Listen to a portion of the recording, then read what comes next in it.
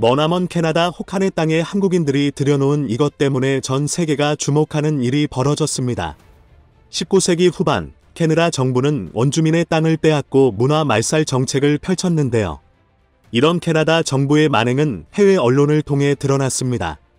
당시 캐나다 정부는 백인처럼 생각하고 행동하는 교육을 하겠다며 학교는 아이들에게 토착 신앙과 토착어 사용을 금지했으며 온갖 학대도 서슴지 않았는데요. 빈번히 일어나는 폭력을 방치한 탓에 어린이 6,000명 이상이 숨지는 비극이 일어났습니다. 이처럼 가슴 아픈 역사를 지닌 캐나다 원주민들이 아픈 아이들을 살리기 위해 한국에 도움을 요청했는데요. 태평양 건너 9,500km 떨어진 원주민들의 사연을 좀 더 자세히 살펴보겠습니다. 캐나다 중부 매니토바주 위니펙에서 7시간 정도 떨어진 거리에는 오퍼스콰이어크 인디언 마을이 있습니다. 이곳엔 원주민들이 살고 있는데요. 이들은 캐나다인 평균보다 비만이나 당뇨, 고혈압 발병률이 2배가량 높다고 합니다. 평균 기온 영하 40도인 이곳에서 사는 원주민들에게는 크나큰 걱정거리가 있었는데요. 10대 청소년 중 20% 정도가 소아비만과 당뇨에 시달리고 있었기 때문입니다. 이러한 현상은 바로 그들의 식습관 때문이었는데요. 호칸의 날씨 탓에 오퍼스콰이어크 원주민 마을에선 채소 재배가 힘들어 상추 4장이 한화 2,700원 정도에 팔릴 정도였습니다. 때문에 식탁에는 육류만 올랐으며 채소 섭취가 부족한 식습관은 비만과 당뇨, 고혈압과 같은 대사성 질환으로 이어졌는데요. 대사성 질환은 물질대사 장애에 의해서 발생하는 질환으로 비만, 당뇨 및 고혈압 등 다양한 질환을 지칭하며 주로 운동 부족과 과잉 영양에 의한 생활 습관이 원인입니다. 대사성 질환을 억제할 수 있는 건강기능식품의 수요가 폭발적으로 늘고 있는데요. 한국의 식습관을 눈여겨보던 원주민들은 2014년 한국에 SOS 요청을 하게 됩니다. 그러던 어느 날 매니토바주 세계무역센터는 한국과 캐나다 FTA 체결을 계기로 한국에 방문하게 됐는데요. 한국의 식문화를 직접 본 오퍼스콰이어크 원주민은 놀라움을 감추지 못했습니다. 10대 청소년 중 20%가 소아비만과 당뇨를 겪는다. 더는 아이들을 대사성 질환 때문에 땅에 묻고 싶지 않다. 이처럼 안타까운 사연을 전해 들은 한국 경북 테크노 파크의 이재훈 원장은 식물공장 전문업체인 카스트 엔지니어링을 소개해주게 됩니다. 원주민 마을의 식물 공장을 설립하면 영하의 날씨에도 채소를 재배할 수 있었기 때문이죠. 소개를 통해 캐나다 원주민의 고민을 듣게 된 카스트 엔지니어링은 한국기술연구원을 떠올렸습니다. 그들에게 재배하기 쉬운 채소를 주고 싶어서였던 것인데요. 지구 반대편에서 찾아온 이들의 고민을 들은 한국기술연구원은 대사성 질환에 효과적인 청경채를 떠올렸다고 합니다. 그리곤 곧바로 슈퍼 청경채 개발에 돌입했죠. 머나먼 곳에서 고통받고 있는 캐나다 원주민 아이들을 위해서였습니다. 청경채는 샐러드에서 요리까지 다양하게 소비되는 채소로 지방 조직과 간에 지방이 축적되는 것을 억제하고 염증을 낮추는 데도 도움이 되는데요. 다행히 청경채는 원주민들에게도 익숙한 채소였습니다. 다만 가격이 너무 비싸 자주 먹지 못했을 뿐이었죠. 이에 한국기술연구진들은 우선 식물공장 내에서 안정적으로 생산할 수 있는 재배 기술 개발에 돌입했습니다.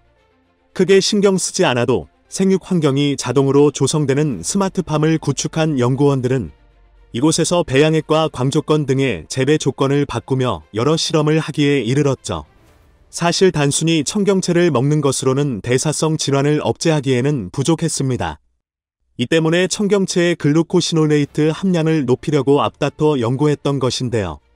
청경채는 온도, 습도, 수분 함량, 일광시간 등 재배 조건에 따라 글루코시놀레이트 함량 변화가 크지만 함량을 높일 수 있는 구체적인 조건은 알려지지 않았습니다.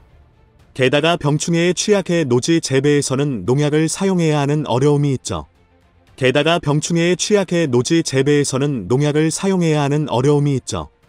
육 6주간 청경채를 재배하는 실험을 통해 최적의 재배 조건을 찾아냈습니다.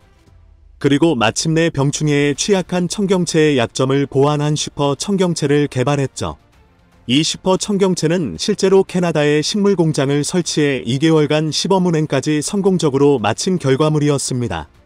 조건대로 재배한 결과 6주차에 한 번씩 수분 공급을 12시간 중단하는 가뭄 스트레스를 주고 하루 20시간 LED 조명을 쪼여주면 글루코시놀레이트 함량이 높아지고 생산량도 2배 이상 늘어나는 것으로 나타났죠. 연구팀은 이번에 개발한 스마트팜 재배 기술에 대한 특허를 출원했고 이러한 연구 결과는 농이식품 분야 국제학술지인에 실리면서 학문적으로 인정받게 되었습니다. 한국기술연구원은 청경채 이외에도 다양한 채소에 비슷한 기술을 적용하는 연구를 진행 중인데요. 브로콜리와 새싹삼 등 인공광을 활용해 키울 수 있는 다양한 채소에 비슷한 기술을 적용할 수 있다. 2019년 5월부터는 캐나다 쉰계 인디언 자치구에 하나씩 식물 공장을 설립하고 있다는데요. 이유인 즉 오퍼스콰이어크 원주민들이 한국의 기술력이 대단하다고 소문을 냈기 때문입니다. 이제 캐나다 원주민들이 채소를 먹지 못해서 비만이 되는 일은 없을 듯합니다. 한국 과학자들이 무려 항비만 성분이 2배 이상 늘어난 청경채를 선문했기 때문이죠. 사실 비만 억제와 다이어트에 대한 관심은 전 세계적으로 무척 높습니다. 많은 사람도 체중이 높은 사람도 모두 입에 다이어트를 달고 사는데요. 외모가 중요한 것은 아니지만 지나친 비만은 건강을 해치기 때문이죠. 일부에서는 비만을 질병이라고도 보고 있는데요. 비만을 불러일으키는 질환도 다양합니다. 고혈압, 암, 뇌졸중, 폐 기능 감소, 지방간, 관절염 등 여러 질환을 동반하게 되고 장기적인 치료가 필요합니다. 하지만 한국 연구팀에서는 늘어나는 비만을 잡아줄 청경채를 개발했는데요.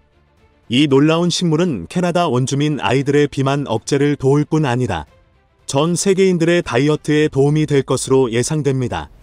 현재 스마트팜은 네덜란드, 일본, 이스라엘 등 선진국이 선도하고 있지만 한국은 발전된 ICT 기술을 활용해 스마트팜 요소기술과 장비들을 활발하게 개발하고 있는데요. 더 나아가 첨단 농업 기술을 확보해 스마트팜 시장을 점유하는 한국 기업들도 속속들이 나타나고 있습니다. 앞서 설명한 한국 기업 카스트 엔지니어링은 캐나다 매니토바주에도 도움을 주었지만 일본 후쿠시마현에 각각 첨단 스마트팜을 수출해 관심을 끌기도 했는데요. 스마트팜을 이용한 채소 재배는 이제 더 이상 낯선 풍경이 아닙니다. 세계 각 나라들도 스마트 농업의 미래를 걸고 기술 개발과 투자에 열을 올리고 있는데요. IT 강국으로 꼽히는 한국 역시 미래 농업 선진국의 청사진을 품고 경쟁에 뛰어들었습니다. 현재 한국의 스마트팜은 중동 지역을 먹여 살리고 있다는 평가를 받는데요. 아랍에미리트에 이어 호주, 카자흐스탄, 일본, 러시아 등 수출에 성공하며 선전하고 있습니다. 최근엔 스마트팜만 수출하는 게 아니라 한국형 스마트팜의 해외 보급도 늘고 있는데요. 이와 연계된 기자재와 관련 인력, 기업 진출 등을 패키지로 묶어 수출되는 사례가 이어지고 있습니다. 지난해엔 카자흐스탄 최초로 알마이에에 약 3,000평 규모의 한국형 스마트팜 시범 온실이 문을 열었는데요. 이곳에서는 딸기와 카자흐스탄 국민 주식인 토마토, 오이가 대량 재배되고 있다고 합니다. 당시 현지 언론에서는 이를 두고 위대한 첫걸음이라고 평가할 만큼 큰 기대를 받기도 했죠.